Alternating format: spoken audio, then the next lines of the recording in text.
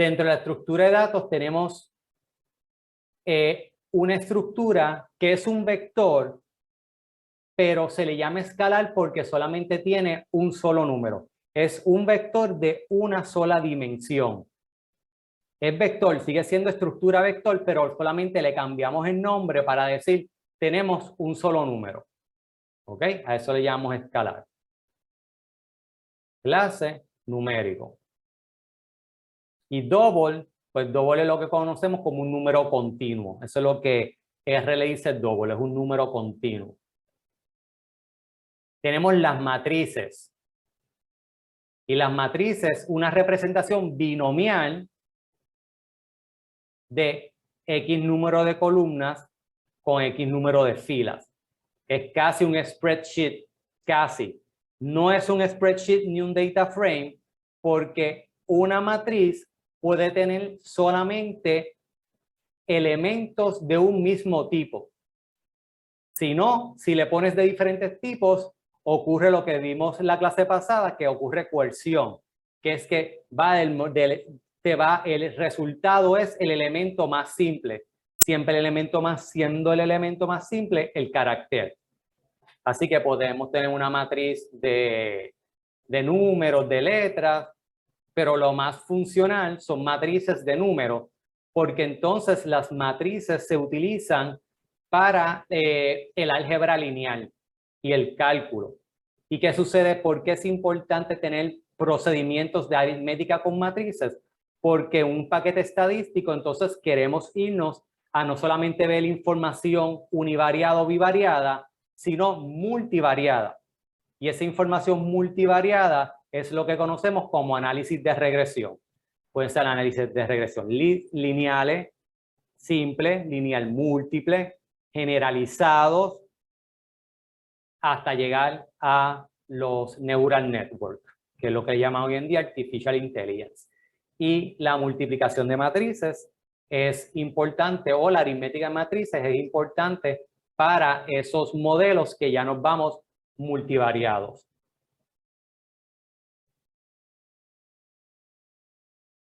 Con los vectores podemos hacer la aritmética.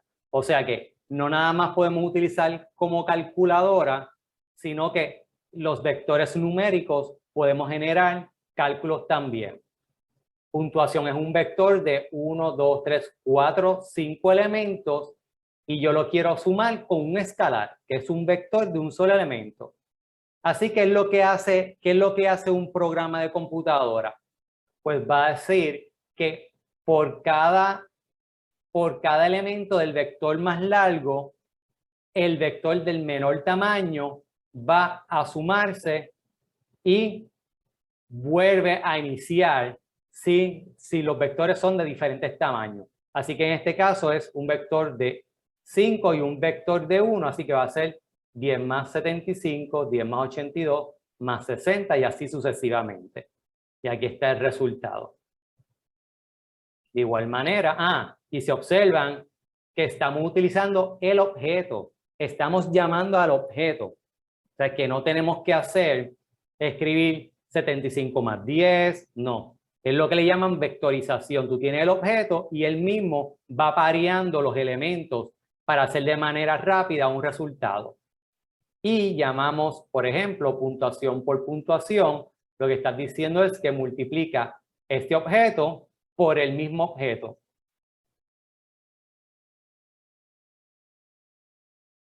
El otro elemento importante es el array, que combina múltiples elementos en una matriz que tiene 3 o más dimensiones. Así que el array tiene varias dimensiones. Como ves acá, tienes una matriz, 2 matrices y 3 matrices. Y son elementos apartes, totalmente apartes, que los encapsulamos en un objeto que se llama array. A ver si tengo una representación aquí buena.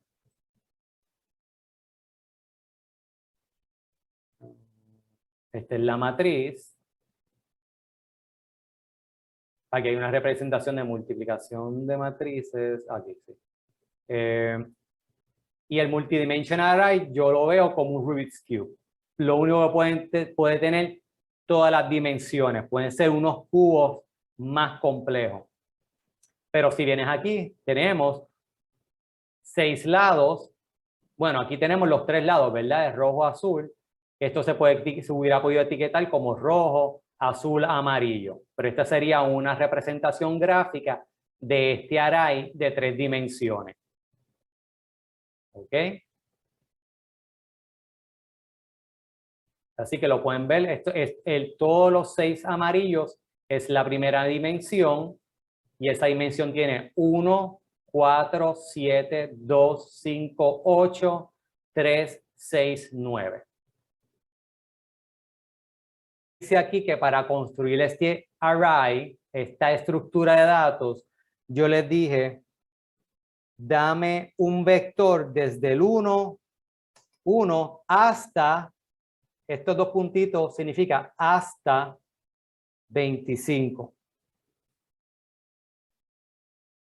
Ok, ahora tenemos un vector de 25 elementos. Y con la función array, entonces le digo que ese vector de 25,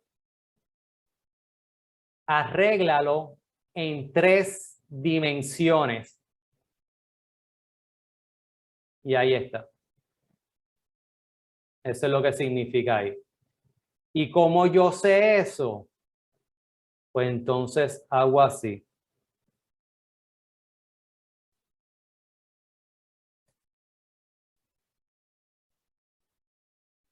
Y aquí me dice, le digo, dame un vector desde el 1, perdón, hasta el 16 y genera un array de 2 elementos, 3 elementos y 3 elementos. Y si yo digo, le ejecuto esta función que se llama dim, D-I-M, es el acrónimo de dimensión, dimension, y te va a decir la dimensión de ese vector o de esa estructura de datos, perdón.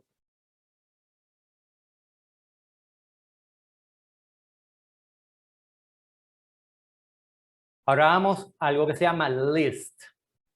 Y list es otra estructura de datos como el array, bien similar al array, pero la diferencia es que dentro de cada elemento de esa estructura pueden ser tipos de datos diferentes.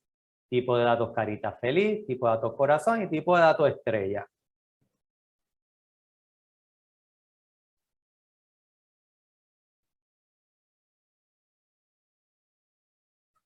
¿Ves? List y data frame generalizan los vectores y matrices permitiendo que se utilicen múltiples tipos de datos. Ya que estoy diciendo list, 3, Puerto Rico y true. Vamos a verlo.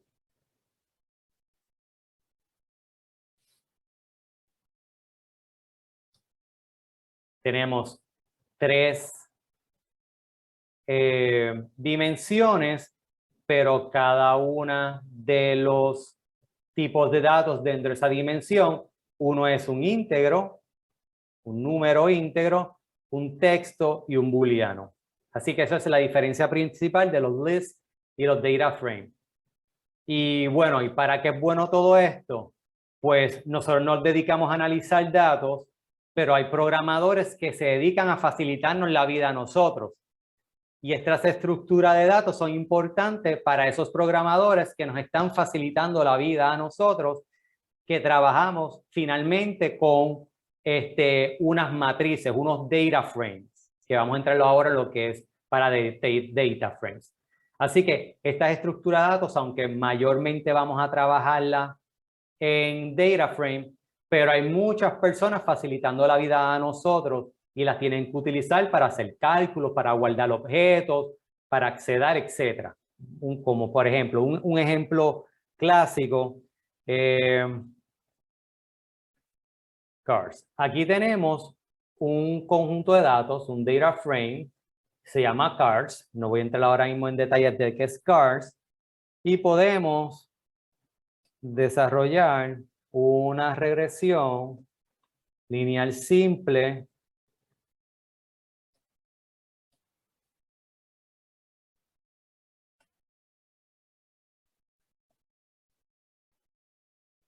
¿okay? Y tengo mi objeto y le digo, ¿qué objeto es el M1? El M1 es un de clase LM.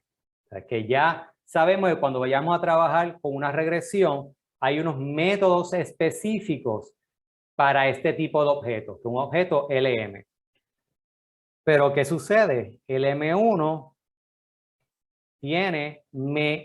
me provee muchos resultados de ese proceso de regresión. Me provee los coeficientes, los residuales, etc.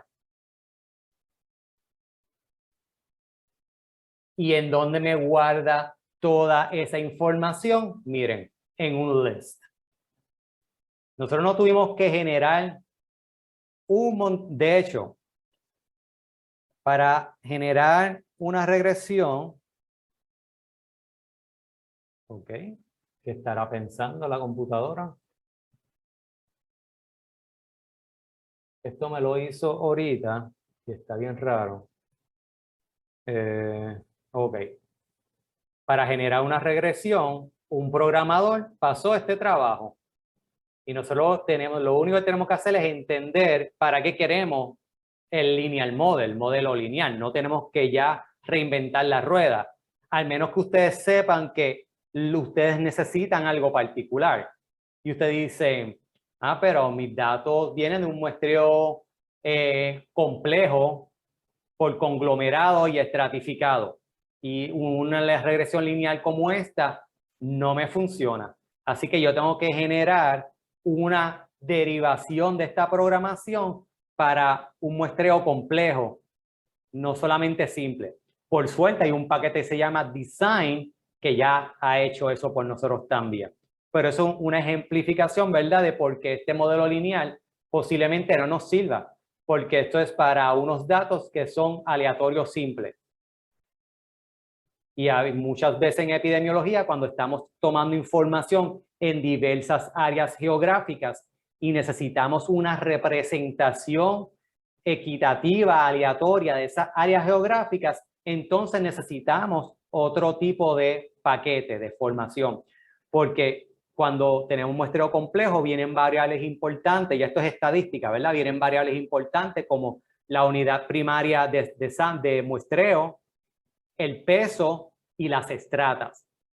Y para tú poder tener en consideración esas tres elementos, necesitas un paquete estadístico más avanzado. En el caso de R o Jamovi, es descargar una librería que se llama Design.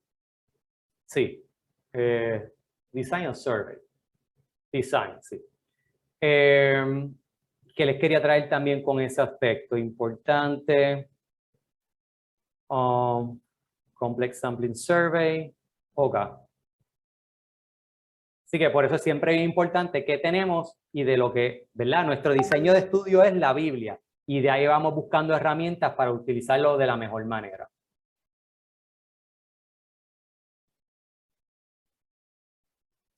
Sí, algo importante. Si ustedes tienen información que proviene de un muestreo complejo y no utilizan las variables que representan ese muestreo complejo, como la unidad de muestreo, el peso por individuo y la unidad de estrata o conglomerado, el estimador puntual, que puede ser una prevalencia o la incidencia, te va a dar bien, no vas a tener problemas. Donde vas a tener problemas entonces son en el cálculo de los errores estándar. Y el cálculo de los errores estándar es lo que te permite calcular los intervalos de confianza o el procedimiento para poner la prueba, que el resultado es la prueba de P, el p-value. Así que por eso es importante saber de cuál es el tipo de muestreo con el que te estás realizando. Así nuevamente, el estimador puntual va a dar perfecto.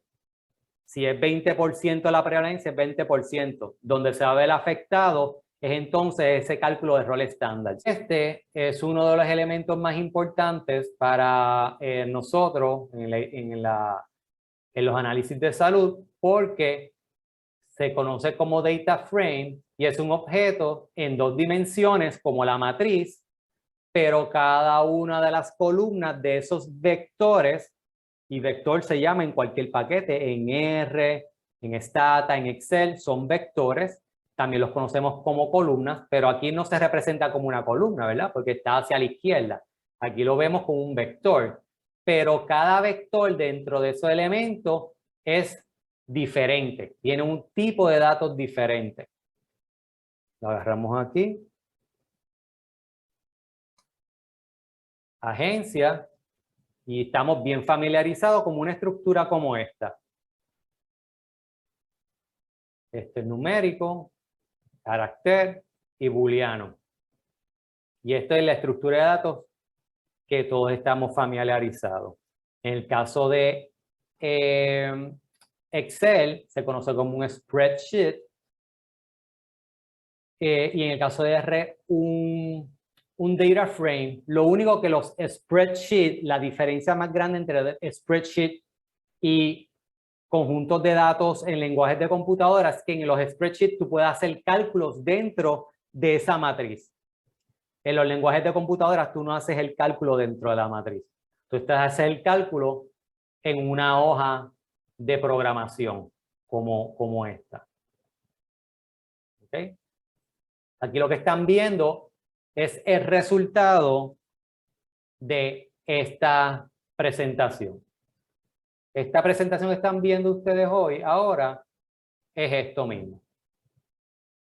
¿Ok? De hecho, puedo encontrar esa misma página. Esta se llama estructura de datos data frame. Voy aquí. Acá. Y este fue exactamente lo que yo acabo de ejecutar.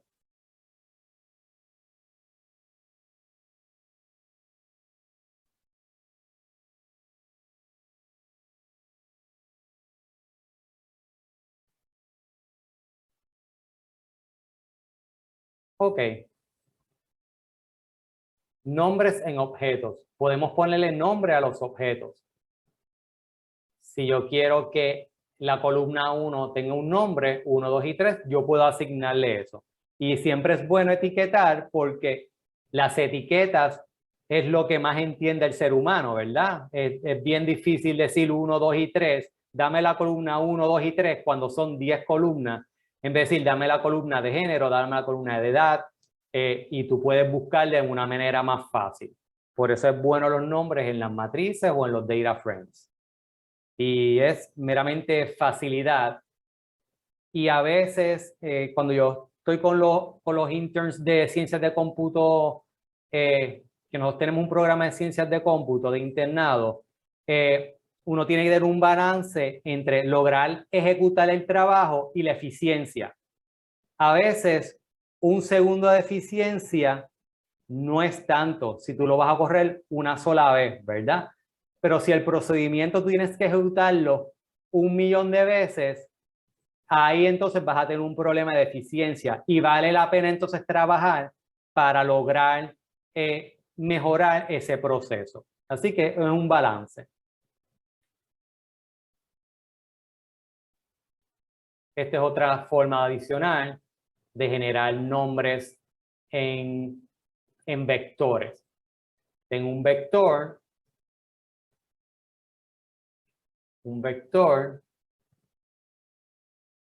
que se llama agencias.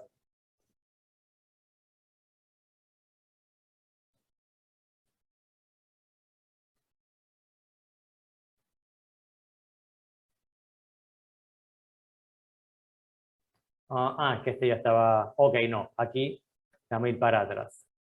¿Dónde está ese vector? Aquí está. Este fue el que creé ahorita.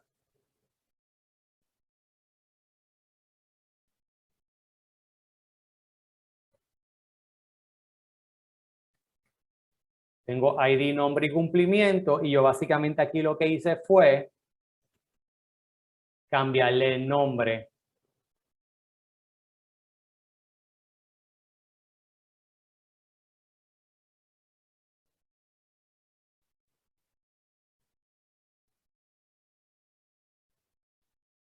Ven, aquí tengo ID, nombre, cumplimiento, es el mismo objeto, en este caso un data frame, y para facilitarme la vida, porque voy a hacer una presentación, pues entonces le cambio el nombre y ya entonces tiene un poquito más de sentido para el tópico que estamos dando. Un data frame.